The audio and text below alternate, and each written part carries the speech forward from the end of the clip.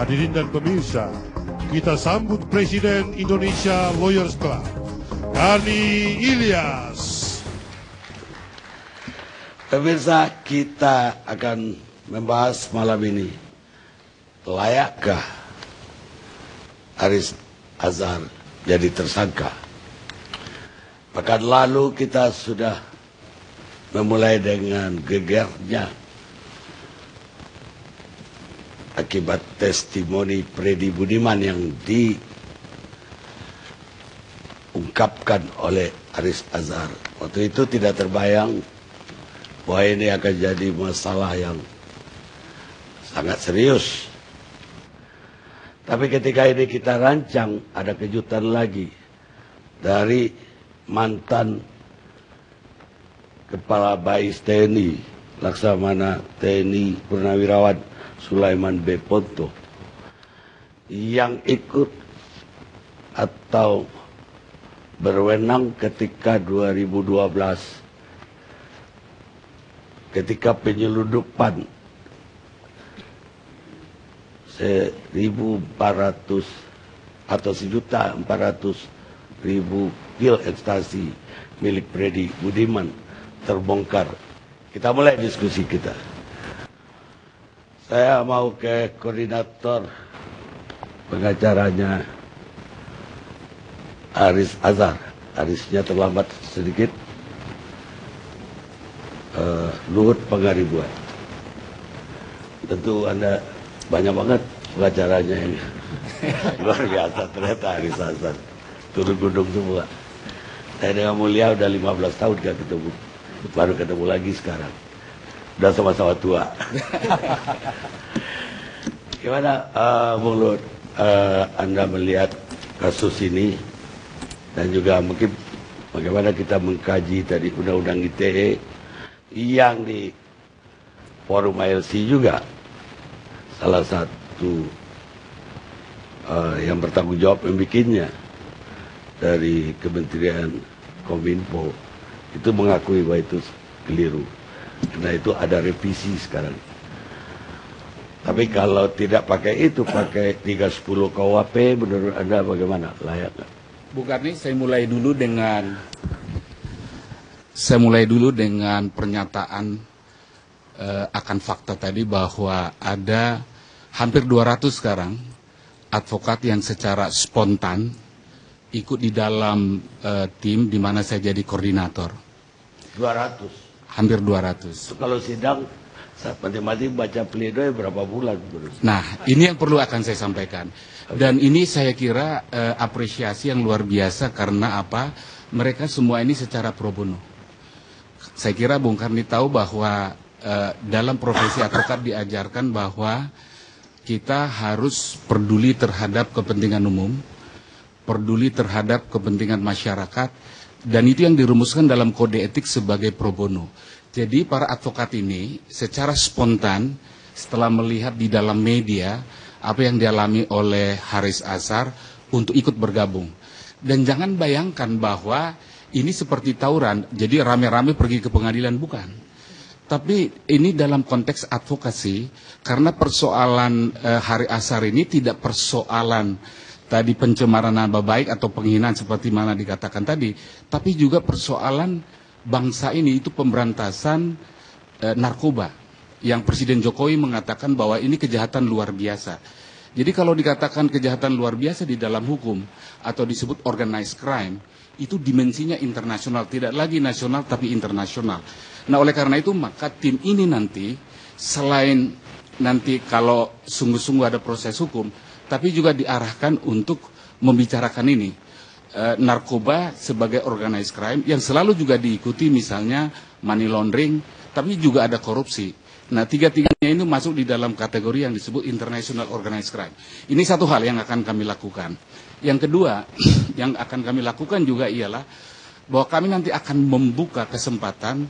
Jadi para lawyer ini nanti advokat yang bergabung di dalam yang kami sebut sebagai TAHAR, tim advokat untuk Haris Azhar, yaitu memberikan kesempatan supaya memberikan masukan-masukan kepada kami nanti untuk dikomunikasikan kepada yang berwenang tentang pengalaman-pengalaman mereka, informasi-informasi mereka, data-data mereka yang berhubungan dengan bagaimana pemberantasan narkoba yang dilakukan selama ini. Bagaimana korelasinya dengan backing ya yang sekarang menjadi mengemuka kan gitu. Yang lebih jauh lagi adalah kita tahu ada peneliti-peneliti ya, peneliti-peneliti yang berhubungan dengan organized crime ini. Jadi narkoba, money laundering dan korupsi. Jadi kita nanti akan buat forum supaya mereka nanti secara ilmiah ya menyampaikan kepada publik, memverifikasi kepada publik tentang hal-hal ini. Nah yang kedua, tadi kan pertanyaan pokoknya, pantaskah Haris Azhar menjadi tersangka? Menurut saya sangat tidak pantas. Dan kalau itu dilakukan itu misleading, totally misleading. Karena apa yang dilakukan Haris Azhar ini menurut saya itu harus menjadi entry point terhadap persoalan-persoalan narkoba yang kita hadapi sekarang ini.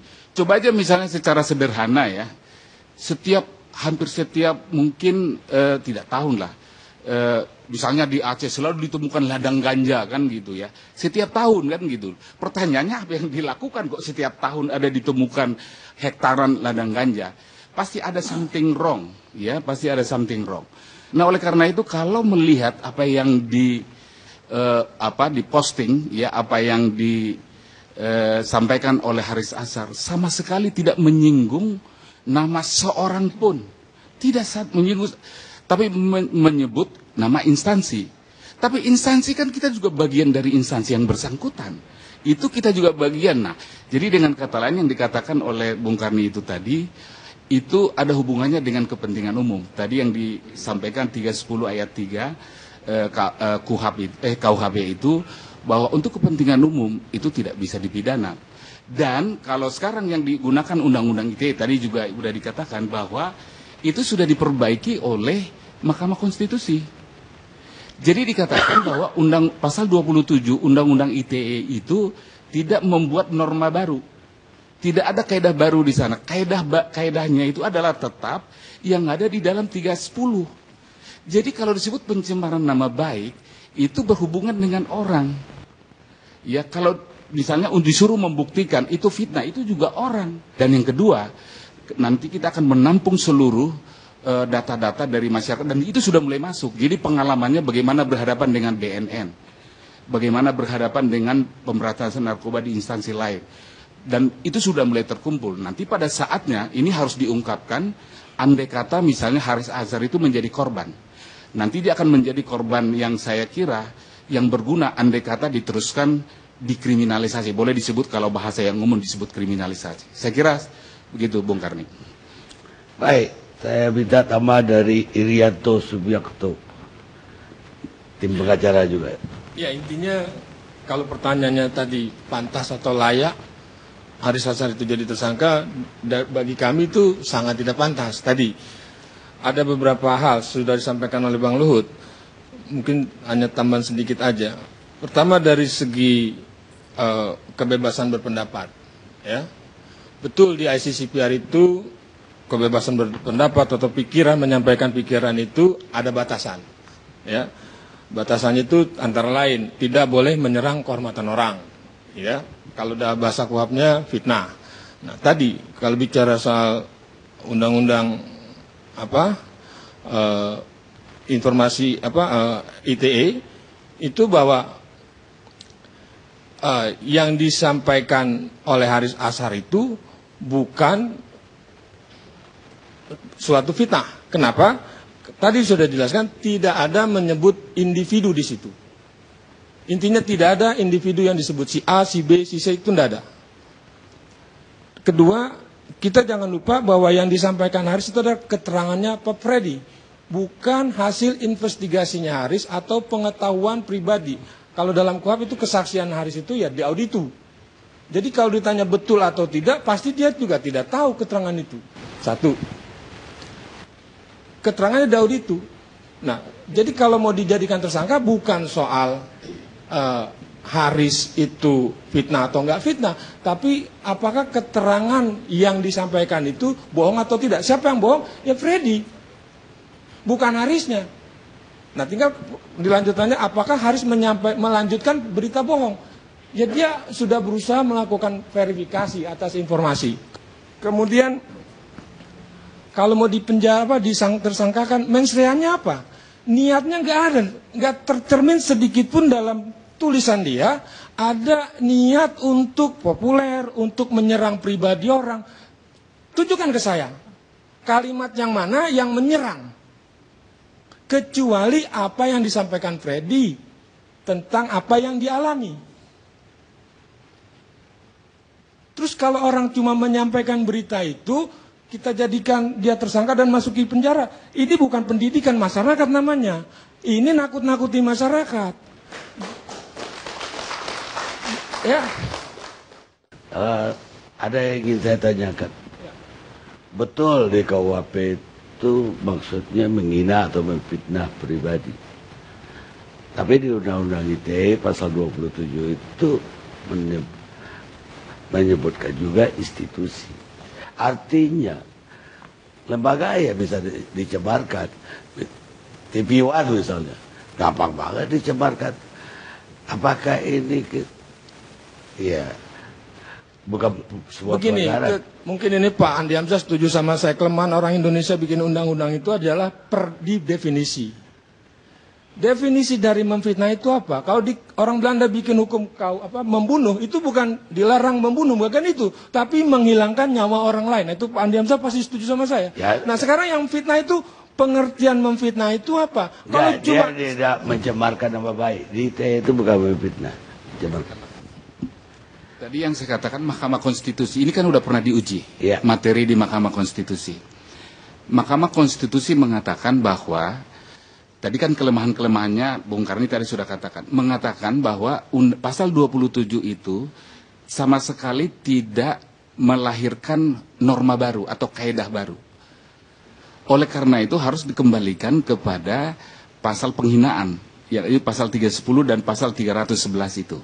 Jadi harus dibaca di dalam konteks itu. Apakah 311 tidak bisa memfitnah sebuah lembaga? Nah, jadi kalau dilihat di sana di bab penghinaan itu, maka itu tidak bisa.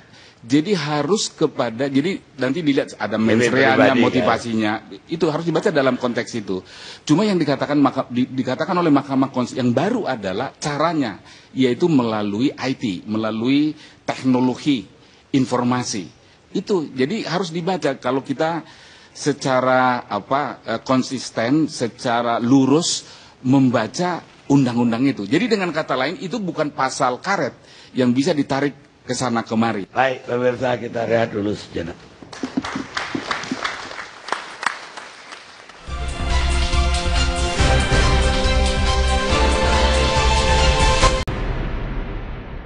Pemirsa, kita lanjutkan diskusi kita.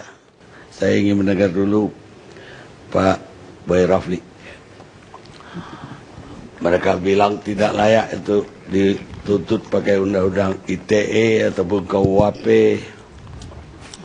Terima kasih, selamat malam. Assalamualaikum warahmatullahi wabarakatuh.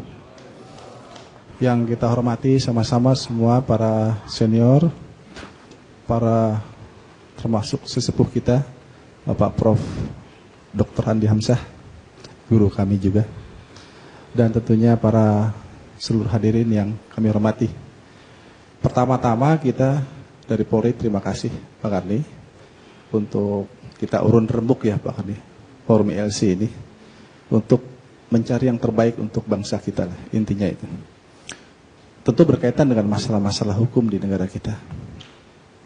Berkaitan dengan apa yang testimoni Freddy kepada Mas Haris, sebagaimana minggu lalu kami sampaikan juga, Polri menyikapi sebagai informasi yang penting. Itu adalah yang kami sampaikan kemarin. Dan setelah kami bertemu dengan Mas Haris, memang waktu itu Pak Kapolri baru perintah kepada Divisi Propam untuk menindaklanjuti. Kemudian berkembang dan kemudian sampai akhirnya ada pelaporan terhadap Mas Haris, baik itu dari kami, dari Polri, dari BNN, dan dari TNI. Berkaitan tadi yang sudah disinggung oleh Pak Luhut dan rekan-rekan untuk kaitan dengan masalah pencemaran nama baik atau di sana berkaitan dengan muatan fitnah. Jadi tidak ada pasal 310 dan 311 dalam laporan itu yang kami lihat. Dia fokus memang di 27 ayat 3, yaitu setiap orang yang melakukan penyebar luasan dapat teraksesnya informasi elektronik atau dokumen elektronik yang memiliki muatan fitnah dan atau pencemaran nama baik. Jadi dalam posisi ini, kalau dari laporan yang dilihat, Mas Haris adalah terlapor, bukan tersangka. Belum ada kata-kata tersangka. Dalam hal ini berarti tentu masih perlu dilakukan langkah-langkah penyelidikan, pengumpulan fakta, bukti, bahwa apakah Mas Haris ini layak menjadi tersangka atau tidak. Tetapi tentu dalam hal ini semangat daripada kami Polri, sebenarnya ingin sekali juga mendapatkan suatu hal yang adil, fair, yang berkembang dalam masyarakat. Artinya itu, kita harus meyakini bahwa apa yang diucapkan Pak Freddy kepada Mas Haris, kita harus yakini belum tentu itu adalah sebuah kebenaran. Kita harus yakin itu. Jadi apa yang dikatakan itu belumlah sebuah kebenaran yang berkembang tentunya dengan adanya suatu penggiringan, suatu opini, asumsi, pendapat. Ini adalah sesuatu kondisi yang sebenarnya sangat tidak menguntungkan kepada kami. Artinya juga jalan yang ditempuh ini adalah jalan dalam konteks ingin juga menguji secara hukum. Gitu loh. Karena dalam khusus yang berkaitan dengan kepolisian, dikatakan di situ adalah pejabat Polri menerima uang dari Freddy itu 90 miliar. Pejabat Polri itu tentu banyak, mulai dari Pak Kapolri itu adalah pejabat Polri sampai ke bawah. Dalam level-level tentu bisa katakan sebagai pejabat. Tentu ini sangat mempengaruhi kepada internal kita, Pak Karni. Kemudian juga tentu berkaitan dengan eksternal pendapat masyarakat. Kita tidak ingin Polri ini terjadi distrust kepada Polri. Sangat tidak ingin. Itu yang kita takut. Buat apa kita akhirnya tidak dipercaya masyarakat kalau istilahnya tugas kita tidak dapat dijalankan dengan baik. Artinya kepercayaan publik itu adalah segala-galanya buat Polri. Jadi kita tidak ingin juga pada akhirnya dengan asumsi-asumsi itu kemudian masyarakat berpikir, wah, layakkah Polri kita ini dipercaya atau tidak? Tetapi kita tidak ingin menunjukkan suatu sifat kebencian kepada Mas Haris. Kita tidak menginginkan itu. Karena yang kita inginkan, karena Mas Haris ini udah mitra kita lama. Jadi divisi humas saja, divisi saya saja, dengan Mas Haris ini sudah bikin FGD berapa kali. Di Jakarta, di Jawa Timur, di Bandung. Jadi kita sudah sangat intens kerjasama, jadi kita sudah sama saling mengetahui. Nah, sikap Polri itu berkaitan dengan itu adalah ingin menempuh langkah yang elegan. Dan tidak juga langsung mengatakan Mas Haris pasti tersangka. Karena yang dilihat dalam Undang-Undang 27 ayat 3 ini adalah upaya penyebar luasan. Penyebar luasan ini secara singkat, sederhana kami katakan tentu jalur medsos. Karena yang berkembang secara viral kami lihat informasinya itu adalah berkaitan dengan tulisan dari Mas Haris yang diunggah di media sosial. Jadi yang dilihat adalah upaya penyebar luasannya, konten-konten yang memiliki muatan fitnah dan pencemaran nama baik. Siapa yang dicemarkan nama baiknya? Yang dikatakan tadi itu, pejabat Polri itu. Nah, oleh karenanya Kapolri telah membentuk tim yang sifatnya lebih independen daripada internal saja. Dikarenakan tim ini berjumlah 17. Di sana ada Pak Hindardi dari Setara Institute, ada Bu Pungki Indarti dari Kompolnas, kemudian ada Pak Effendi Ghazali, yang lainnya adalah Divisi Propam, Divisi Hukum, Bareskrim, dan beberapa tim dari unsur-unsur lain yang diikutkan. Ini bukan melakukan tindakan pro justisia. Jadi tim investigasi independen ini untuk membuktikan apakah ungkapan Freddy kepada Mas Haris ini ada mengandung kebenaran. Bagaimana metode kerja tim investigasi ini? Nanti akan melakukan konfirmasi-konfirmasi terhadap apa yang disebutkan dalam surat elektronik itu. Sekarang saya melanjutkan ke Pak Jenderal Tatal Sulaiman. Terima kasih. Assalamualaikum warahmatullahi wabarakatuh.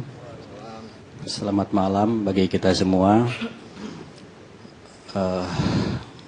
Ini yang kedua kali acara ILC ini membahas tentang Patu, Pak.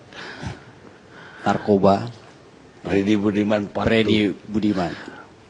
Sebenarnya kalau kita lihat, saya coba mereview dulu ke belakang. Kemarin pada saat ILC yang pertama itu, saya sudah menjelaskan bahwa tujuannya dari kita melaporkan saudara Haris Azhar ke Bareskrim itu salah satunya adalah ingin kepastian hukum agar ada tindakan juga dari kepolisian untuk melakukan penyelidikan terhadap yang bersangkutan, mengumpulkan bukti-bukti, kemudian akan ketahuilah kebenaran.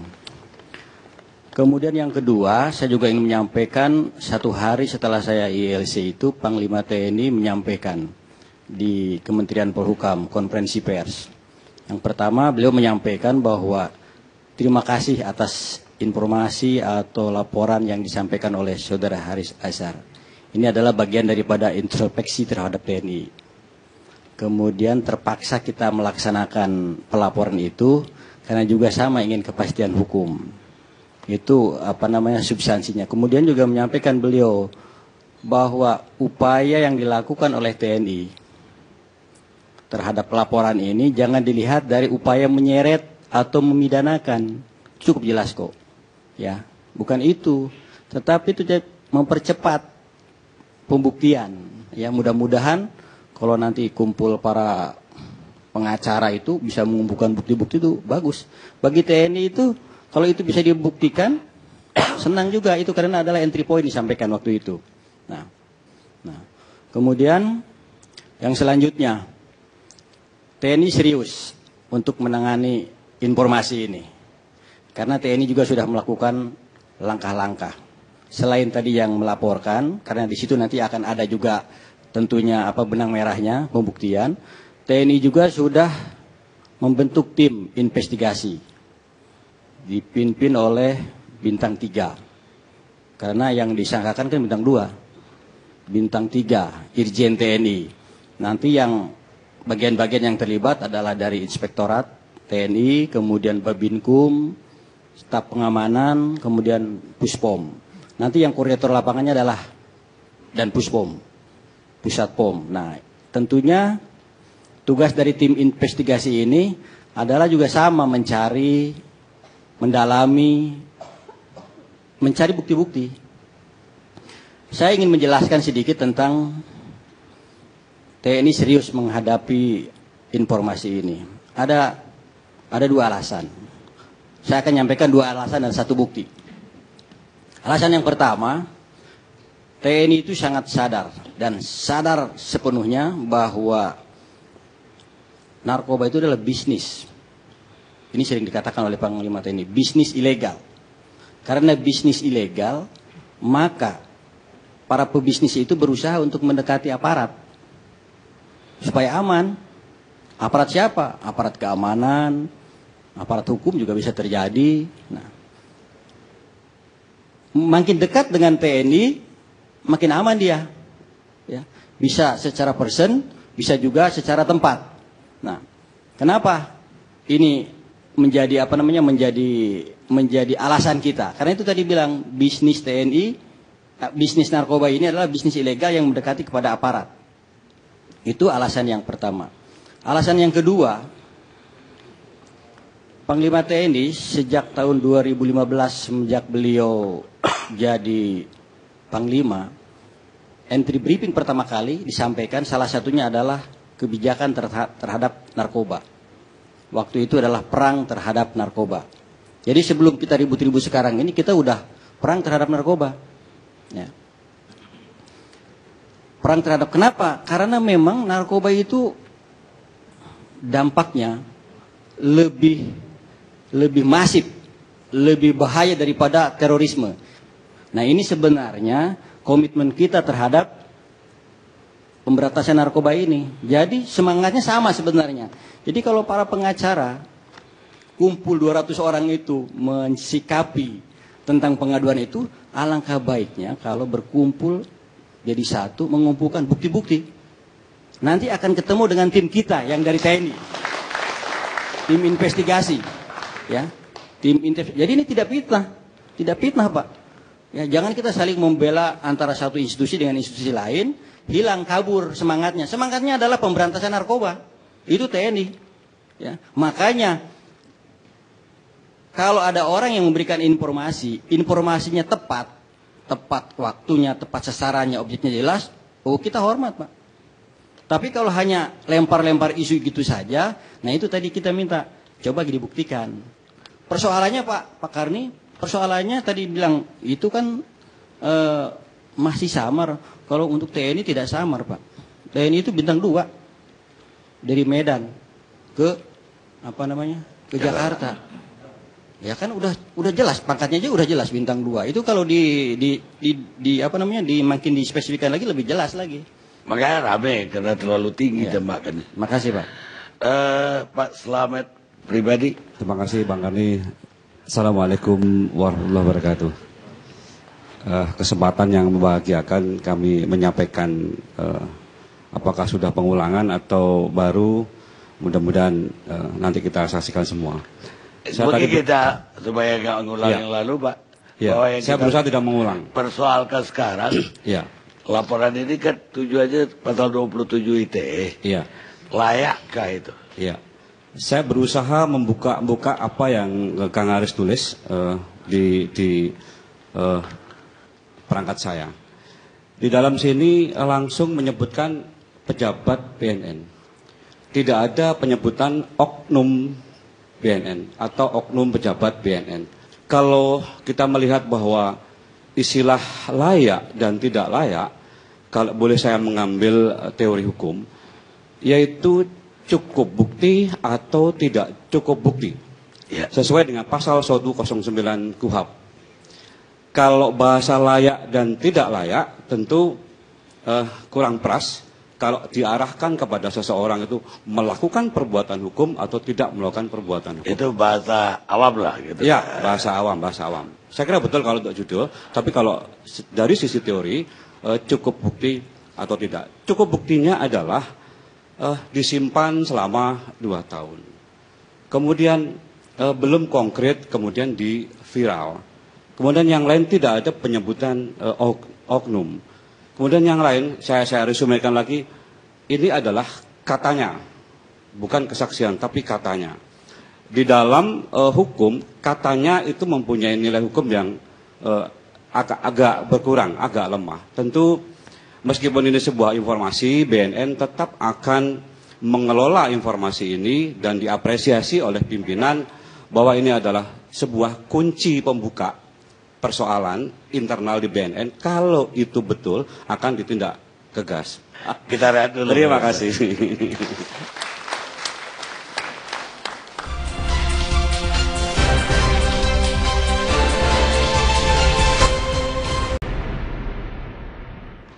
Pemirsa, kita masih bersama Indonesia Lawyers Club.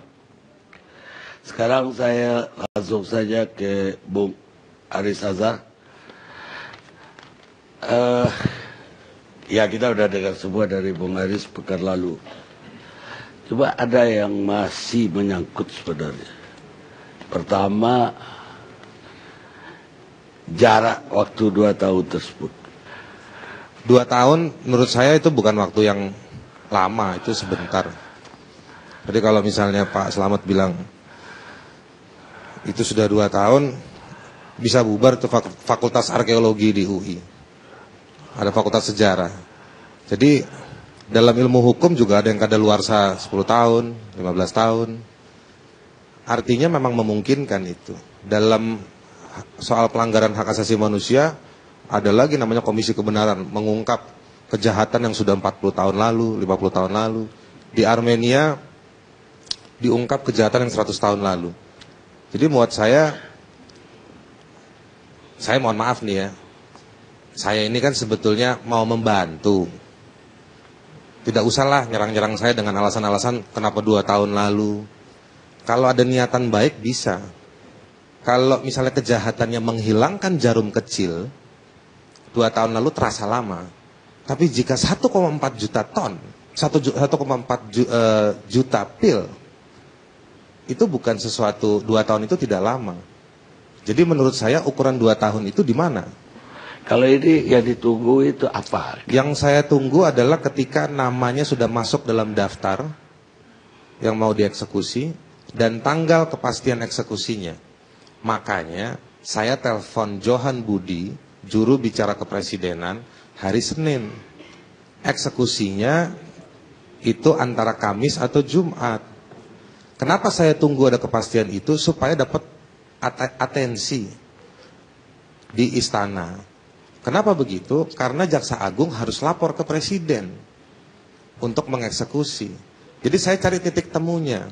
Sebelum saya lapor ke Johan Budi, saya coba cari fakta atau bukti atau pembanding lain. Seperti yang saya ungkapkan minggu lalu. Saya coba cari pledoinya, tidak dikasih. Saya cari di website Mahkamah Agung, tidak didapat. Ternyata baru diupload setelah surat saya saya keluarkan. Jadi artinya ada administrasi peradilan juga yang buruk, yang harus kita akui. Dan kenapa itu berkasnya Freddy Budiman yang tidak ada? Ada apa ini? Misalnya kayak gitu. Nah, jadi saya menguji itu. Saya coba cari pengacaranya. Pengacara yang dihadirkan minggu lalu di sini ternyata adalah pengacara di tahap penyidikan, bukan di tahap pemeriksaan di pengadilan. Ya tidak bikin pledoi lah. Kira-kira. Yang hadir minggu lalu di sini dia nggak ngerti pledoi. Meskipun pledoinya juga sudah ada, tapi yang menarik ternyata pledoi yang tersebar itu foto. Fotokopi. Foto. Oh, foto. Foto yang diupload di salah satu.com. Sampai hari ini pun tidak ada yang bisa dapat itu pledoi. Originalnya.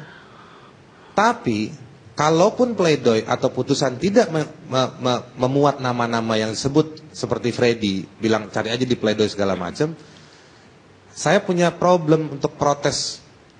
Saya punya hak untuk protes. Kenapa Mahkamah Agung tidak menyediakan informasi tersebut?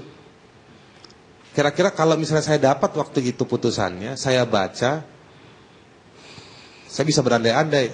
Mungkin saya tidak akan merilis, atau saya mungkin akan mencari petunjuk lain. Tapi itu tidak terlalu penting. Kenapa? Kita bisa menguji dengan bahan-bahan yang lain. Contoh kasus, Pak Tatang tadi menyebut soal tidak ada upaya membongkar. Di putusan Serma S. Supriyadi, itu auditor militernya hebat. Dia bilang, dia minta dibongkar lebih lanjut. Siapa dan bagaimana Serma S itu bisa ada di situ? Jangan-jangan Serma S, kan Freddy Budiman bukan komandannya Serma S. Dia ke sana atas perintah. Dia tentara. Bukan begitu Pak Tatang. Tentara bergerak atas perintah. Siapa yang perintahkan dia? Saya lihat di sini ada Pak Sulaiman Ponto, nanti bisa cerita barangkali. Nah, jadi menurut saya ada banyak yang bisa digali. Jangan menyuruh saya seorang Haris Azhar, ya, dengan nomor KTP sekian-sekian, nomor NPWP sekian-sekian, disuruh membuktikan. Jaksa Agung bilang suruh bawa kwitansi. Emangnya kita lagi beli buku? Ya kan? Pak Slamet ada di sini, saya mau tanya, mau uji. Bagaimana rakyat itu mau berpartisipasi? Wah, Jokowi, agenda kemaritiman dan lain-lain.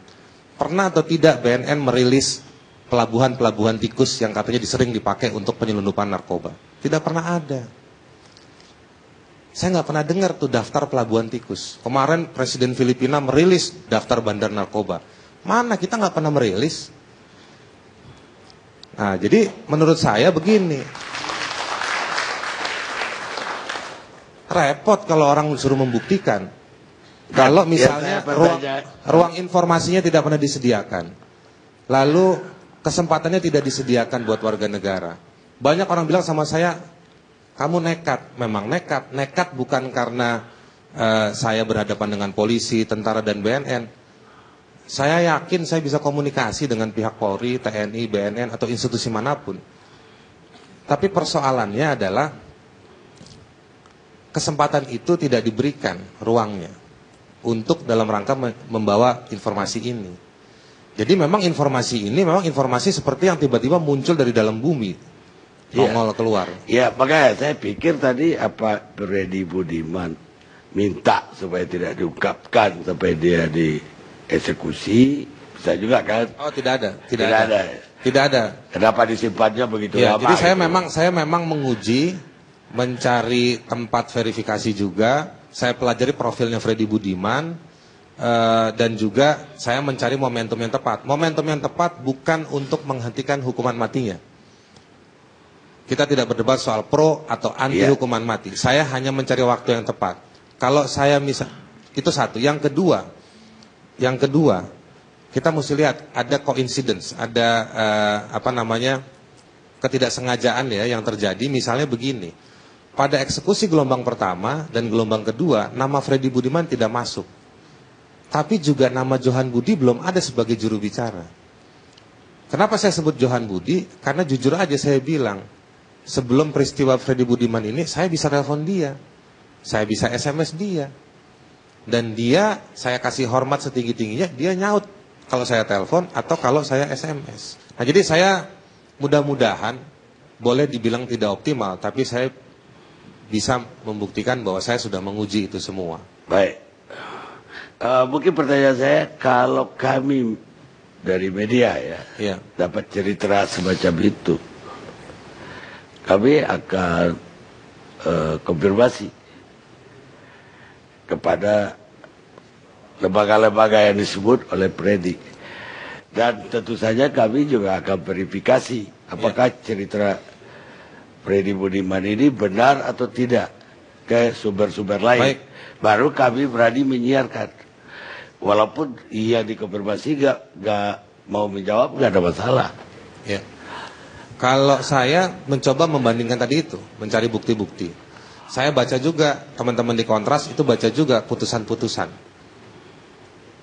Kita coba cari sumber informasi lain, itu tidak tersedia.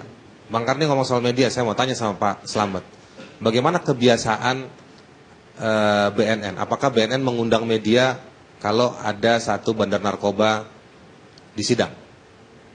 Mengundang nggak Pak? Saya kira kalau sidang nggak ada kita dapat undangan. Oke, karena begini, ada satu fakta menarik. Kenapa sidang-sidangnya Freddy Budiman tidak ada dalam pemberitaan?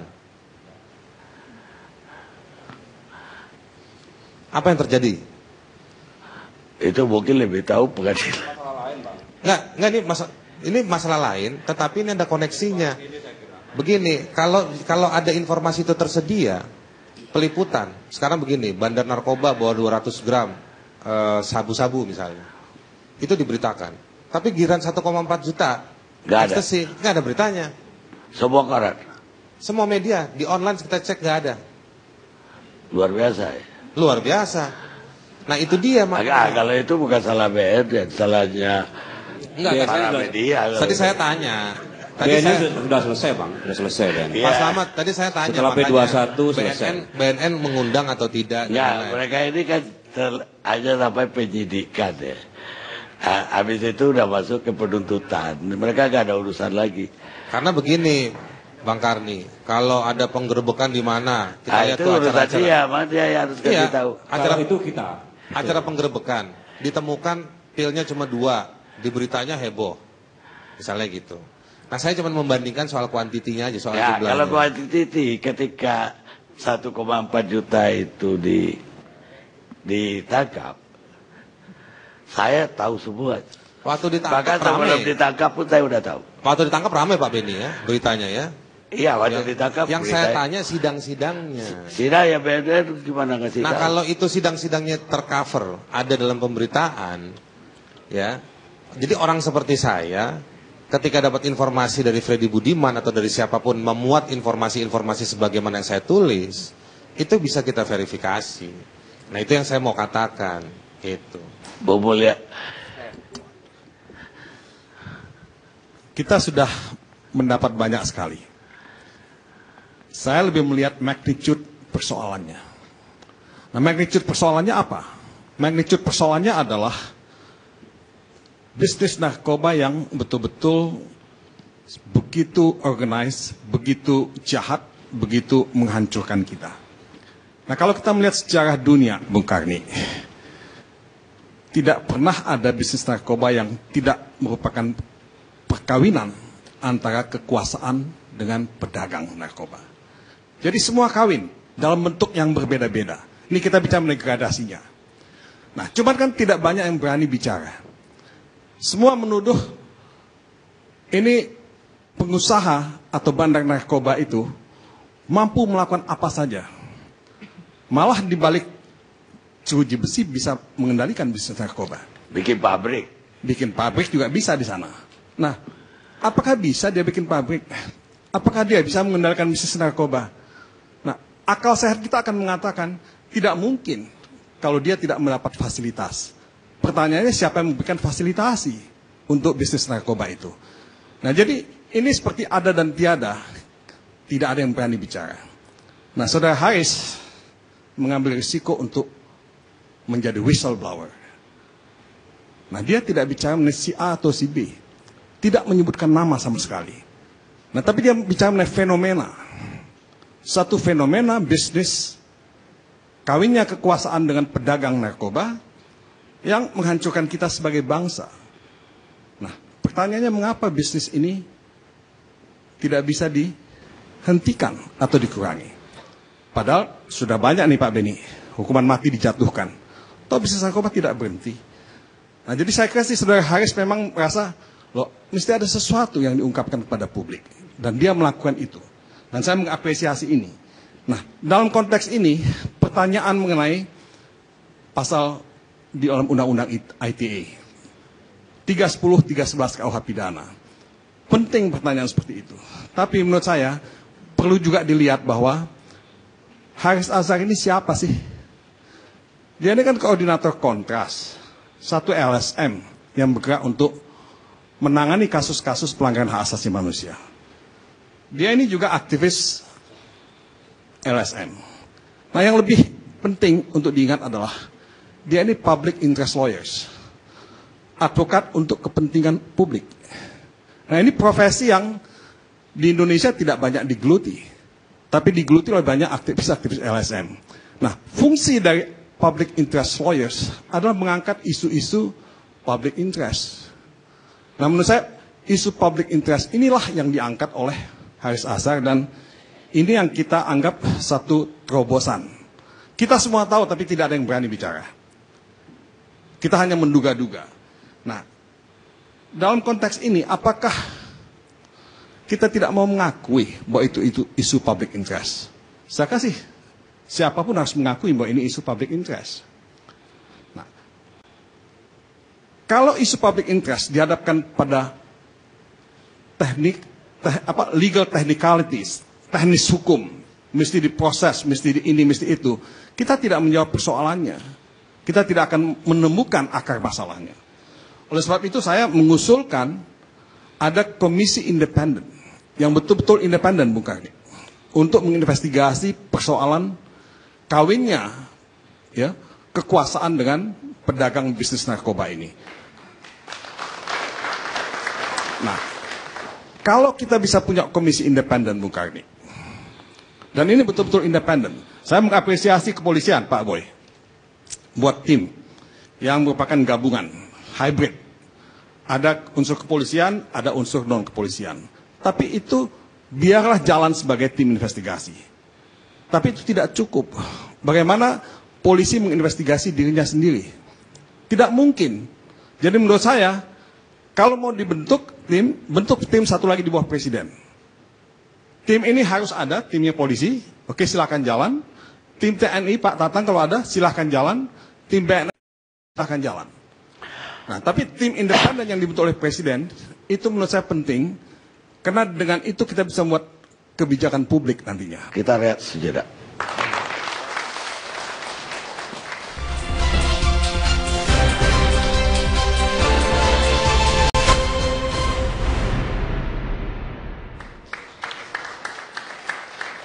Pemirsa, mereka yang meniadakan kebebasan untuk orang lain tidak berhak mendapatkan kebebasan untuk dirinya. Abraham Lincoln. Sekarang saya mau ke Pak Sulaiman B. Ponto, mantan Kepala Bais TNI. Pernyataan Bapak ya hari-hari ini menggemparkan karena setelah Freddy Budiman digemparkan oleh Aris, sekarang Pak Ponto yang bikin. Gimana ceritanya, Pak? Terima kasih, Pak. Selamat malam para hadirin sekalian.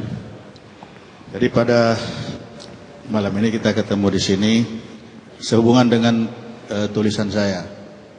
Sebenarnya tulisan saya ini saya buat karena ini banyaknya yang saya dapat ini, yang saya rasa dengan sekian banyak ini di situ yang tersudut itu TNI, Bais dan saya. Karena merasa dengan tulisan ini seperti itu, karena kejadian ini juga tahun 2012, barangkali banyak yang sudah lupa. Maka saya merasa perlu saya untuk menulis, menempatkan lagi dia pada relnya. Supaya tidak terjadi ada dosa di antara kita kan. Nah untuk itu saya mulai ketika itu pertama begitu saya masuk menjadi Kabais, saya melihat di situ ada koperasi Kalta yang sudah lama memang di situ. Saya lihat hasilnya hanya begitu-begitu saja. Akhirnya saya putuskan sudahlah koperasi ini berhentilah mengurus kontainer itu, karena itu ada di situ. Tidak lama setelah keputusan saya itu datang kepada saya Pak Agung Kuswandono dari Dirjen Bea Cukai waktu itu mengajak kita kerjasama untuk memberantas. Menurut beliau ada penyeludupan banyak lewat laut. Saya terima dengan baik itu. Oke, mari kita kerjasama semakin keras.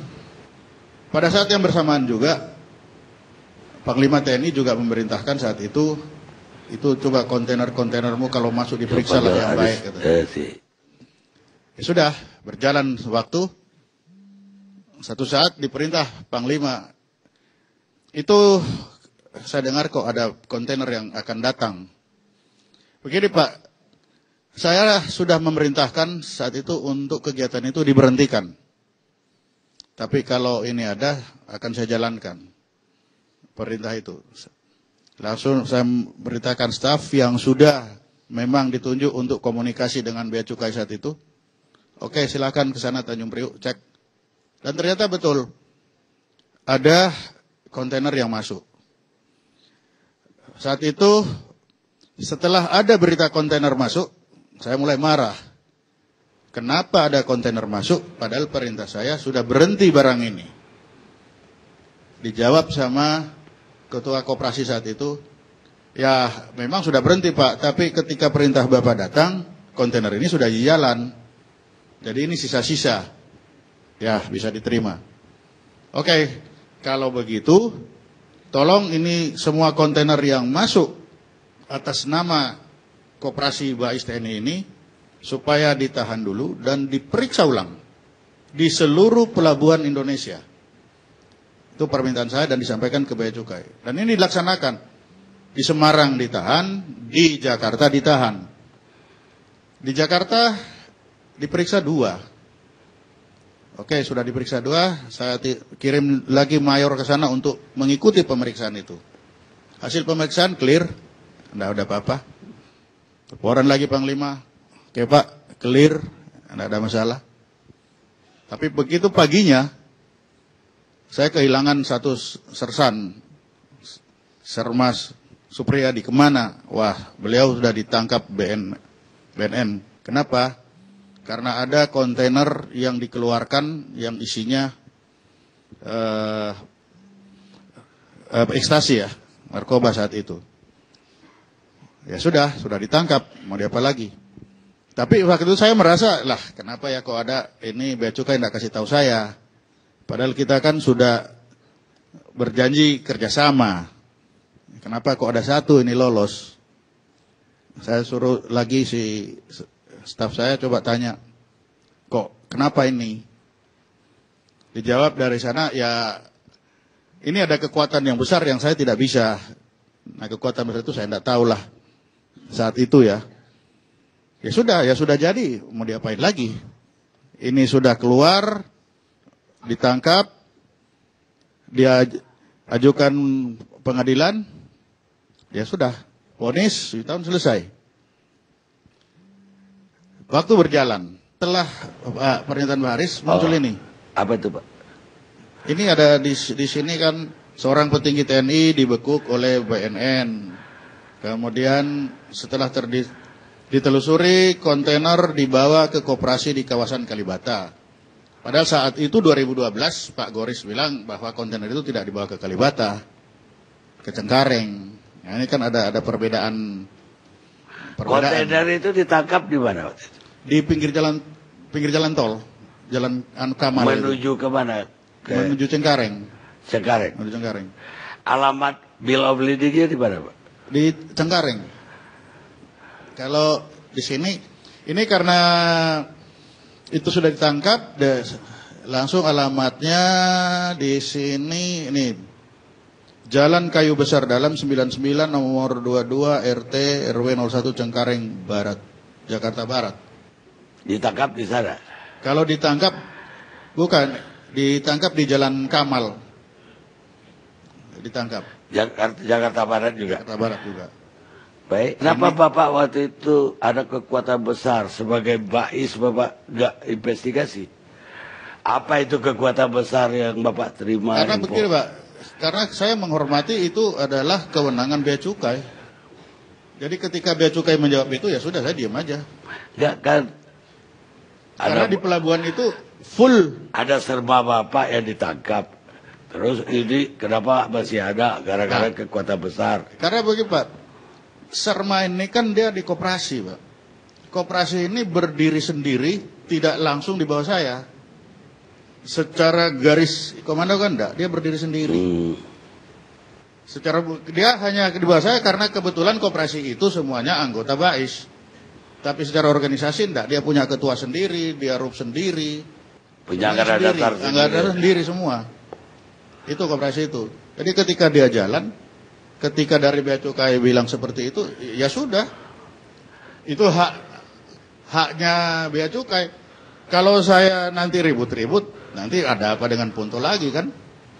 Bisa susah ini. Karena ini Pak, Bapak tadi bilang bahwa itu ditangkap di apa namanya? Di Kamal. Ya. Alamat di sini Pak. Ini Yang Min namanya yang bill of ladingnya dari Yang Ming Pak. Oh.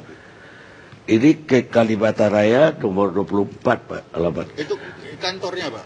Jadi Kantor. memang si koperasi itu saat itu berkantor di Jalan Kalibata Raya 24. Alamat kantornya itu.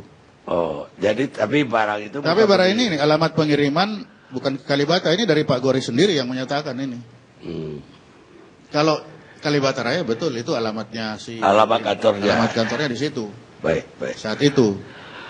Nah ini Pak alamat kalau sini alamat pengirim itu. Setelah diadili dan dihukum, Bapak teliti nggak ini apa yang terjadi sesungguhnya? Setelah dia diadili, yang terjadi karena pengadilannya itu begitu dilihat, saya lihat memang dia diadili pelanggarannya hanya pemalsuan dokumen. Ya itu kan dibilang bahwa akuarium isi kontainer itu ternyata itu 1.400.000 butir ekstasi. Saya lihat semua Pak, bill of ladingnya isinya semua berbunyi akuarium, fish tank, semua bunyinya seperti itu, fish tank. Jadi ketika dibuat ternyata ada di dalam itu dia sendiri tidak tahu dan nakalnya memang saya lihat dia nakalnya itu merubah tanda tangan, fish tank dia potong-potong, dari ada pipa dia keluarin jadi sendiri, ini sendiri. Jadi memang hanya di situ aja dia bermain-main. Tadi kan ada pertanyaan dari forum, Pak. Apa mungkin Sersat bergerak sendiri tanpa perintah dari atas? Bisa, Pak. 9 tahun dia di situ jalan sendiri karena dia koperasi jalan sendiri. Sangat bisa. Karena itu koperasi dia tidak dibawa, tidak struktural. Ya. Dan tugasnya memang koperasi itu ya memang itu. Jadi begitu ada kegiatan itu ya dia otomatis dia jalan sendiri. Jalan sendiri. Saya mau ke Bea Cukai. Jadi Bea Cukai yang banyak disebut. Wah, ada orang kuat lah. Apa tanggapan Bea Cukai terhadap keterangan apapun tuh? Baik. Bismillahirrahmanirrahim. Assalamualaikum warahmatullahi wabarakatuh. Selamat malam Bapak Ibu sekalian, peserta ILC. Mungkin saya harus mulai dengan prosedur. Jadi prosedur di kepabeanan itu kan diawali dengan pemberitahuan import barang oleh yang disebut dengan PPJK. Kemudian atas dasar pemberitahuan import barang, kita lakukan, bisa dilakukan pemeriksaan, bisa tidak. Kemudian hasil pemeriksaan, kita bisa menentukan barang itu dikeluarkan atau tidak. Itu prosedur yang umum. Namun juga kemungkinan ada prosedur-prosedur khusus. Ini terutama berkaitan dengan kerjasama dengan institusi lain. Kita dititipi banyak dengan aturan-aturan lartas. Nah, salah satu yang menjadi atensi kita biasanya berkaitan dengan senjata dan narkotik. Kalau senjata kita berurusan dengan kepolisian, dengan TNI, dengan Badan Penanggulangan Teroris. Kemudian khusus narkotik, kita memang selama ini bekerja sama dengan BNN atau kepolisian. Nah, di kasus ini Pak Ponto sebetulnya sudah menjelaskan detail tadi. Ada hal-hal yang tidak pas dilakukan oleh pegawai-pegawai di bawah, yang mungkin dia juga tidak tahu isinya apa. Nah, terhadap case yang satu kontainer ini, pada saat itu diberitahukan, sebelumnya memang ada informasi dari BNN bahwa ada dugaan akan masuknya. Dugaan. Ada dugaan. Setelah BNN memberikan informasi, kita kemudian membentuk kerjasama. Yang kerjasama itu sebenarnya sudah rutin. Kemudian kita kembangkan. Kami juga menganalisa informasi yang awalnya mungkin hanya, mungkin bisa kita katakan belum 100% kelihatan. Jadi kalau Pak Karni bilang sudah ada nomor BA-nya, sudah ada nomor kontainer, awalnya masih sedikit, belum 100%. Kemudian kita sama-sama analisa informasi yang dari BNN seperti apa, misalnya berangkat dari mana, kemudian dia berkeliling kemana, mana yang diinformasikan. Dan waktu itu nggak cuma dapat satu, ada beberapa kontainer yang kita curigai. Tapi setelah kita terus analisa, kita curiga ke satu kontainer. Nah, di satu kontainer itu kemudian seperti biasa Pak Karni dan Bapak Ibu sekalian, kalau ada informasi seperti itu, kita memposisikan sesuai bidang tugas masing-masing. Dia juga posisi di mana. Kemudian setelah itu siapa yang menangani? Bapak Ibu ketahui bahwa Bea Cukai bertugas di pelabuhan. Setelah kita yakinkan memang itulah yang dicari oleh teman-teman dari BNN, kemudian kita informasikan. Dan selanjutnya dengan berita acara serah terima. Ini kami serahkan case ini untuk ditindaklanjuti. Kontrol delivery itu kan tidak perlu menyebutkan orang besar. Konotasi kalau menyebut orang besar, packing. Kalau kontrol delivery ya karena BNN mencurigai kontainer ini. Ini yang maksud saya jangan dubius antara kontrol delivery dengan orang packing, yang packing. Mudah-mudahan nggak salah. Seingat saya juga kami waktu itu tidak pernah menyebut orang besar bahwa ini adalah kegiatan operasi-operasi khusus yang memang kita lakukan seperti ini. Oh, tidak pernah menyebut orang besar. Seingat saya seperti itu. Pak Bedi, sebagai BNN waktu itu. Terima kasih, Pak. Jadi pertama, Pak, babak kedua ini gaduh gara-gara kita ada diskusi di warung daun.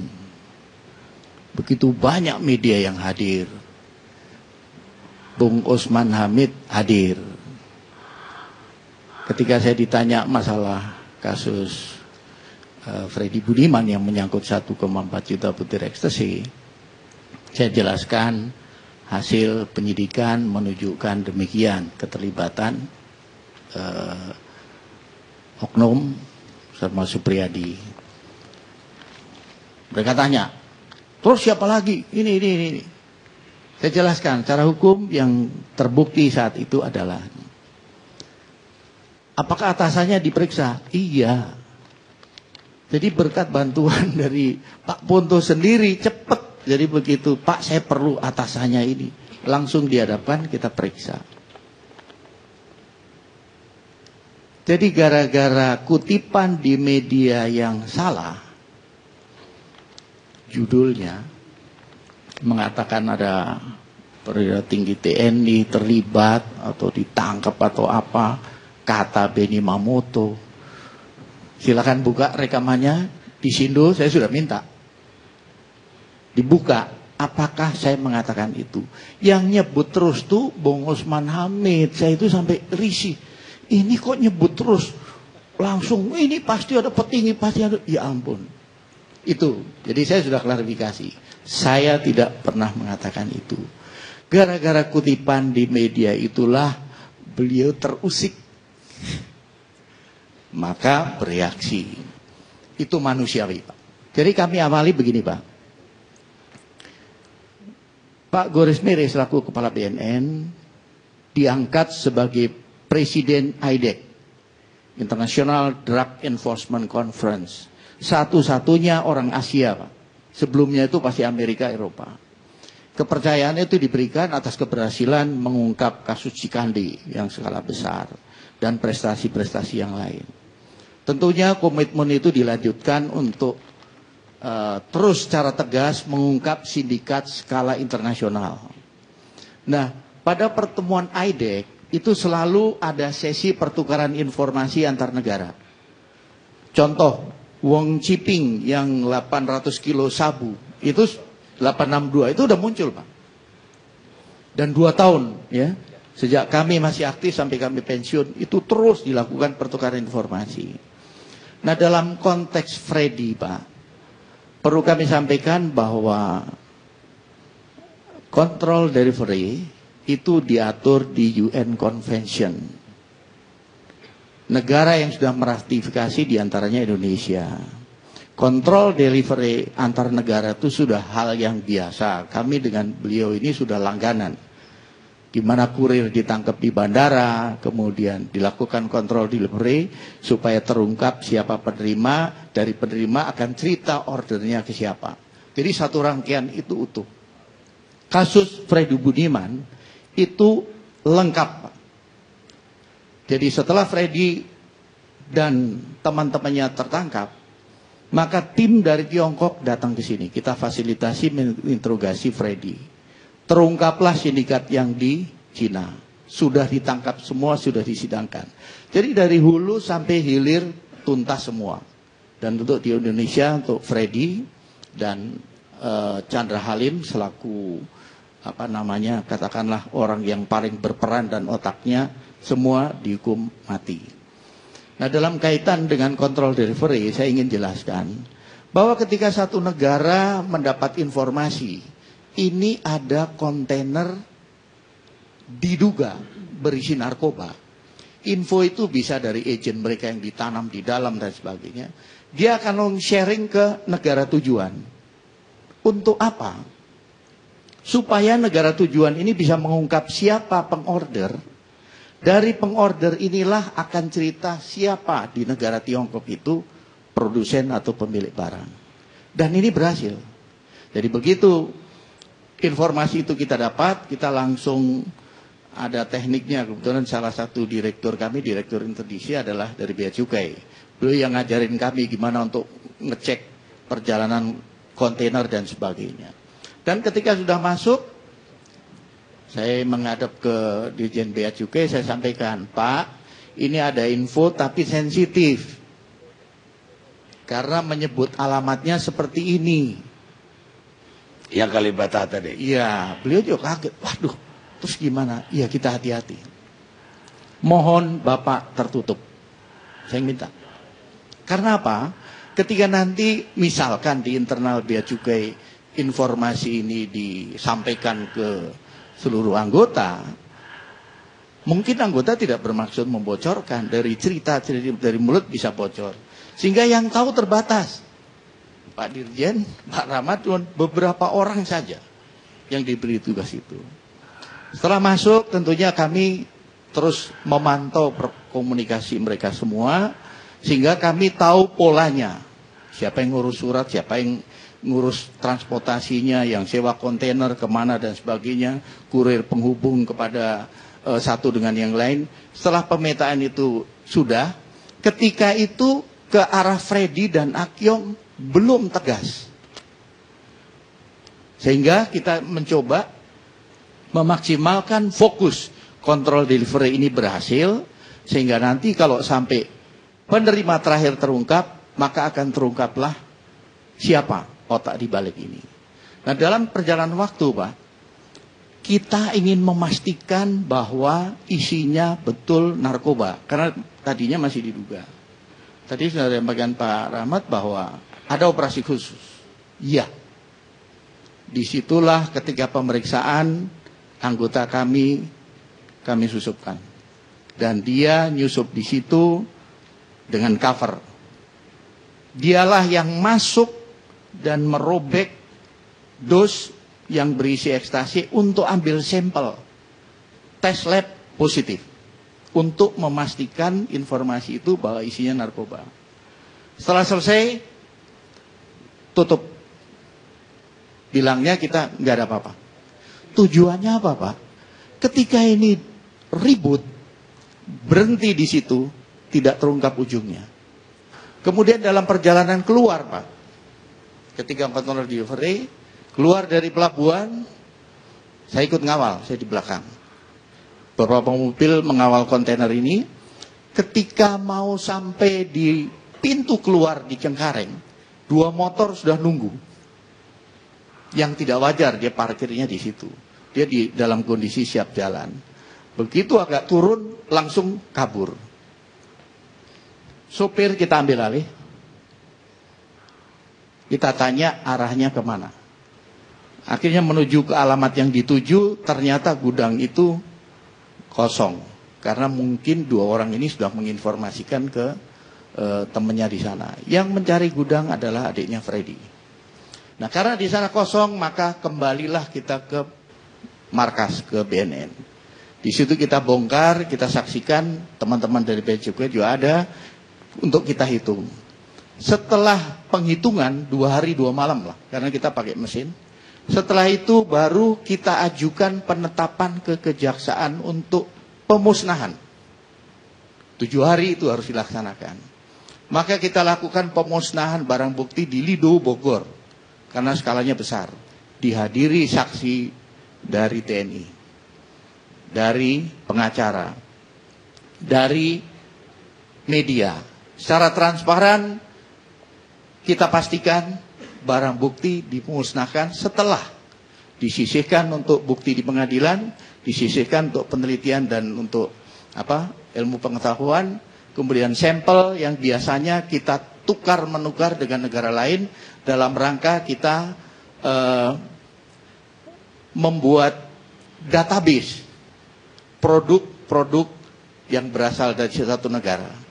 Nah, setelah selesai semua, pemusnahan sudah, barulah kita masuk ke Cipinang. Karena ternyata titik sambung mulai muncul. Terungkap kemudian bahwa Freddy begitu tahu ada penangkapan, handphone dibuang, ini dibuang dan sebagainya. Tapi ada jalur lain yang menghubungkan ke dia, sehingga kita ambil Freddy, kita ambil Akyong, kita ambil Bowo. Disitulah rangkaian menjadi utuh. Siapa berbuat apa, berperan apa. Ini begitu Pak Boto, bukan mau bohongin Pak Boto. Enggak. Cuma hati-hati, kita lihat dulu sejenak.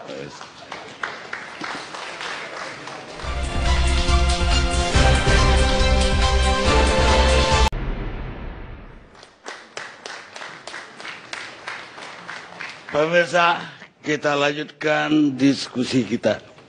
Sekarang Pak Darmawel Aswar dari Direktur Hukum BNN. Ada yang mau ditambahkan dari BNN?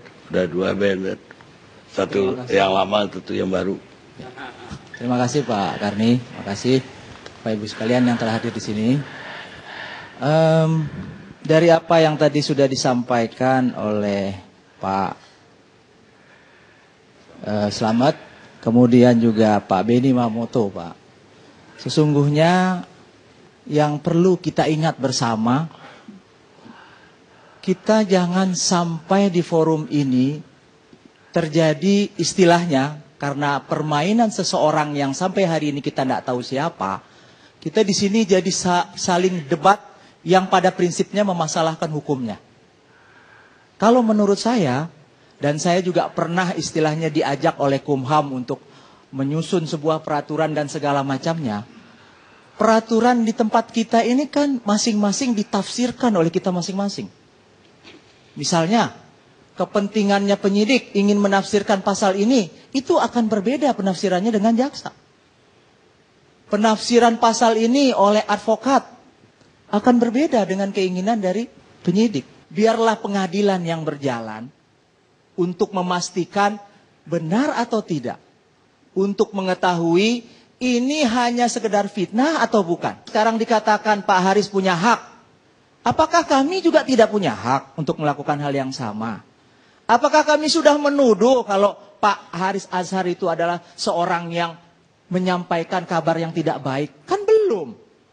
Wajib dong hukumnya bagi siapa saja di negara yang berdasarkan hukum ini, Undang-Undang Dasar 45-nya pun juga mengatur tentang hak seseorang, melaporkan boleh dong. Kalau ini tidak dilakukan, lantas apa kata masyarakat? Actionnya apa? Tidak terlihat. Ini bagian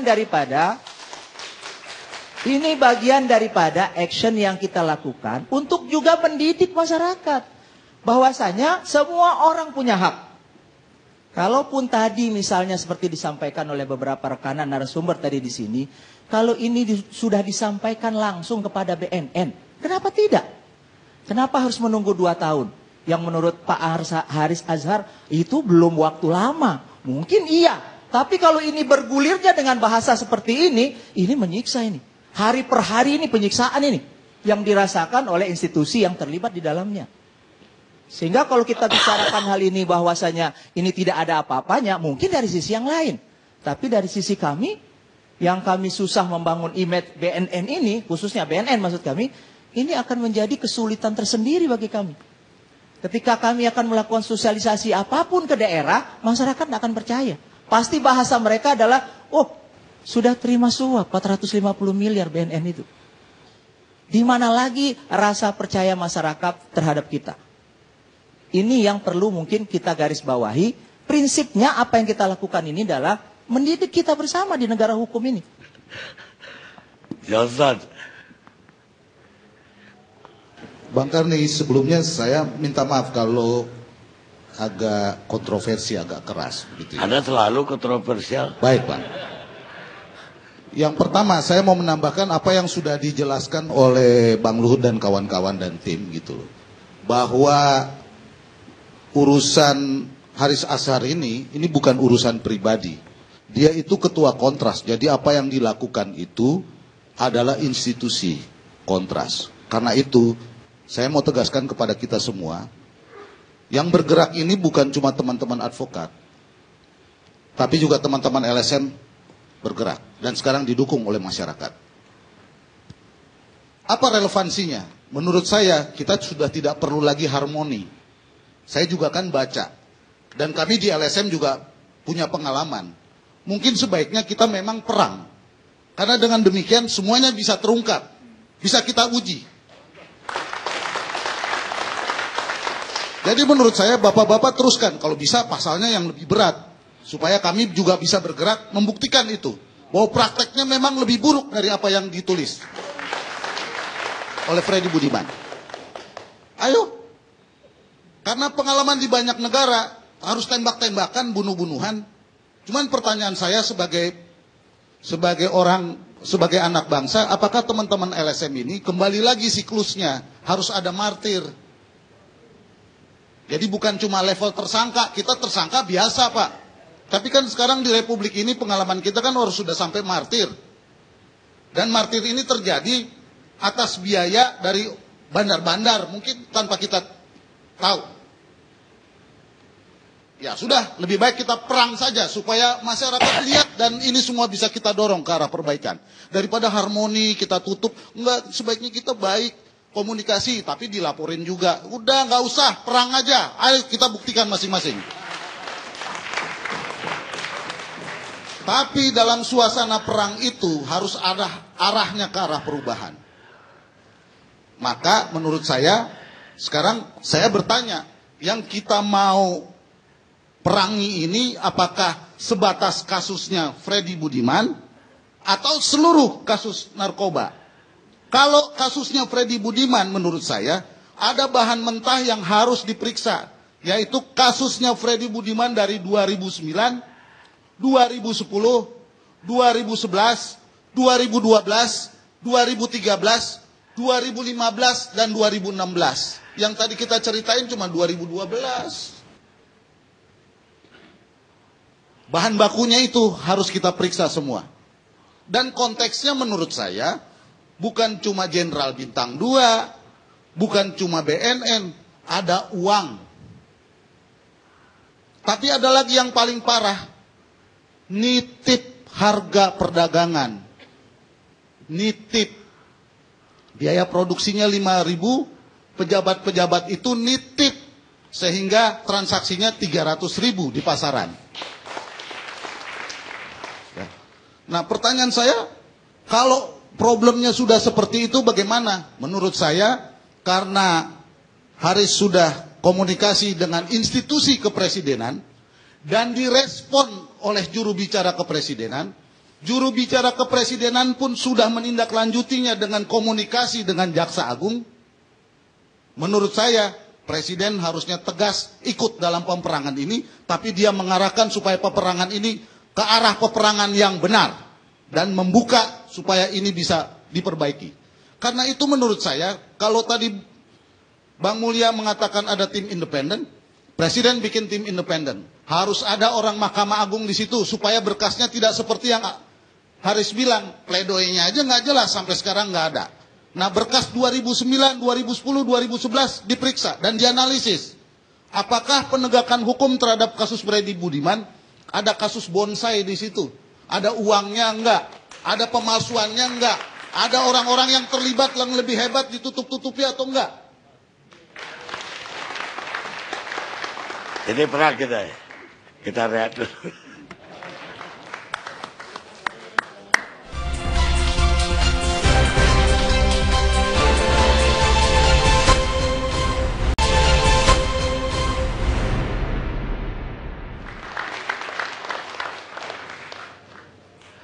Pemirsa,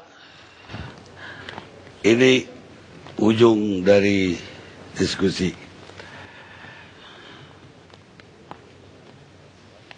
Supaya jangan salah tafsir, Johnson tadi mengajak perang, tentu bukan kayak perang di Suriah ya. Juga bukan perang di Meksiko atau di Kolombia. Saya nangkapnya tadi bahwa mari kita buka-bukaan. Itu perang yang dia maksud. Sebelum ada salah tafsir dari perangnya nanti. Sekarang saya mau ke Desmond, anggota DPR dari Gerindra. Terima kasih Bang Karni. Yang pertama saya ingin mengucapkan apresiasi ke Saudara Haris ya.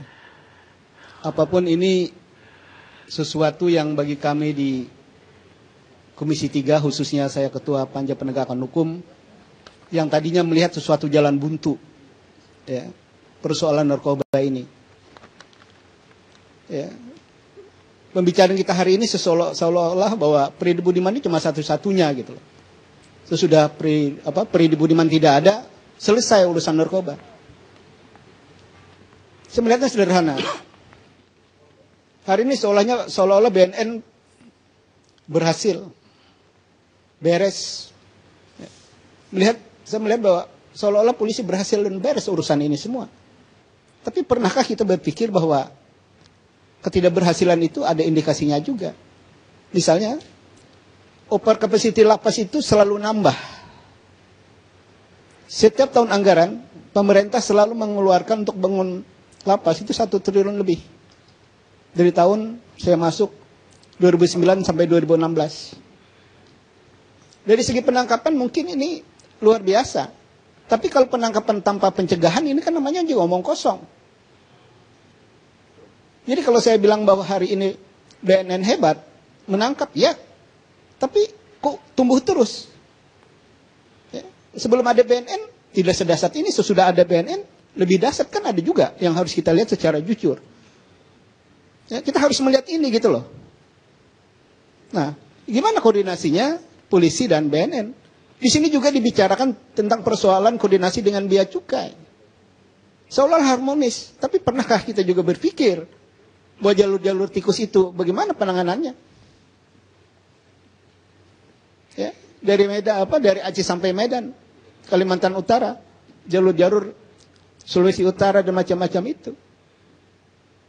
Kenapa hari ini kita harus lihat cermin keberhasilan ini di lapas? Ya karena setiap tahun anggaran pemerintah, Kementerian Hukum HAM harus bangun terus. Sampai-sampai urusan uang makam pun mengutang. Ya, Dirjen Pemasyarakatan yang meminta Komisi 3 untuk membantu membayar itu. Dalam konteks inilah ke depan segala informasi ini kita akan tindak lanjut. Ini bicara tentang kebijakan-kebijakan kami di bidang pengawasan dan anggaran agar bisa memaksimalkan persoalan-persoalan. Karena bagi kami di Komisi 3 adalah persoalan lapas ini kesannya kayak sampah. Ya.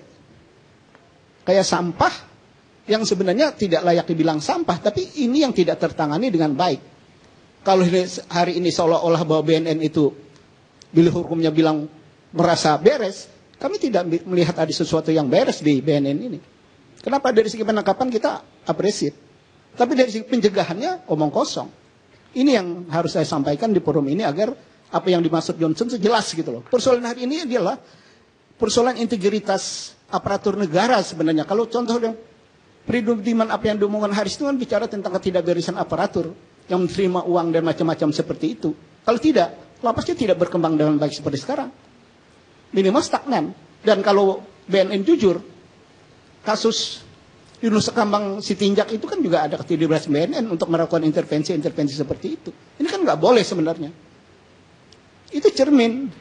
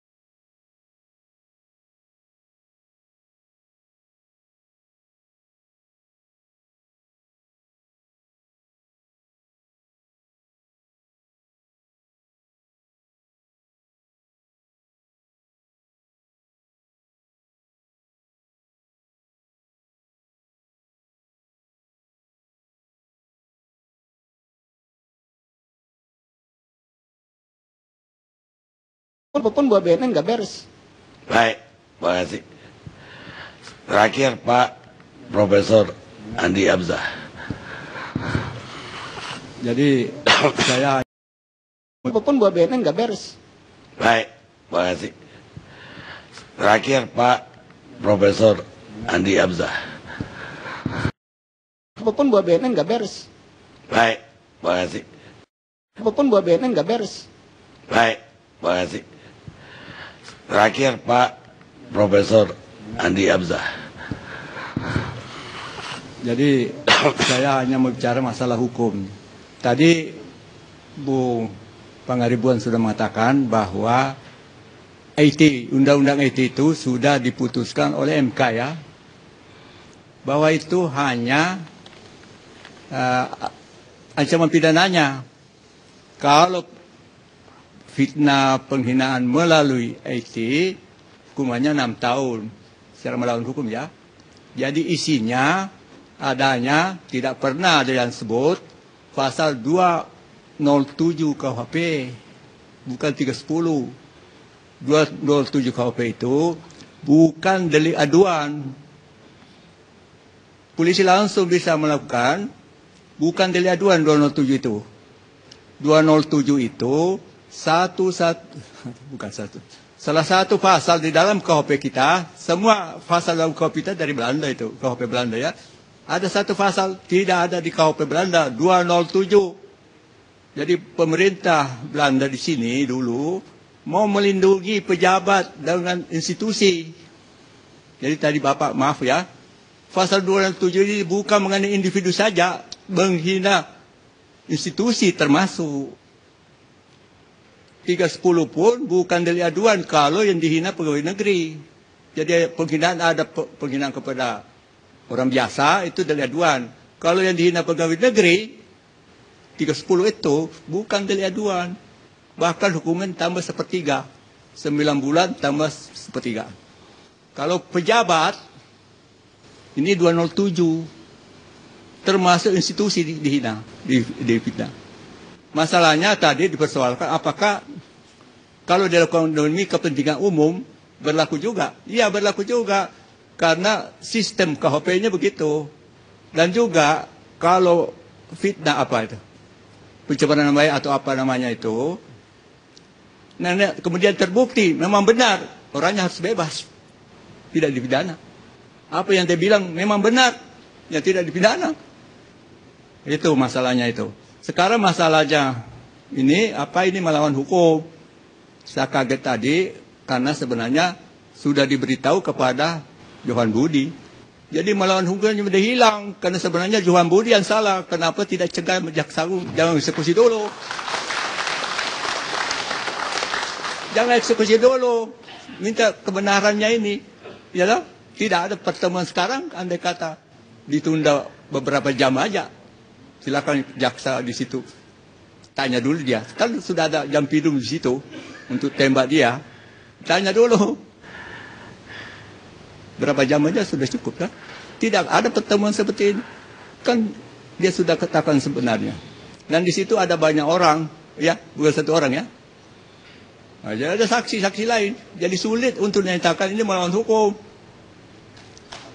Jadi saya tidak sependapat dengan Johnson. Perang aja. Kalau menurut saya justru cooling down. Polisi diam aja sekarang. Jadi saya tidak setuju diributkan cooling down saja. Sampai itu polisi tadi kadang oknum-oknum ya, semua setuju cari oknumnya. Carilah aja oknumnya itu diam-diam, tidak usah ribut lagi. Untuk kepentingan nasional. Sekian, terima kasih. Terima kasih. Nasihat dari Profesor mengagetkan juga supaya cooling down. Ada baru aja perintah perang dari Panglima Johnson. Kita ketemu LC akan datang.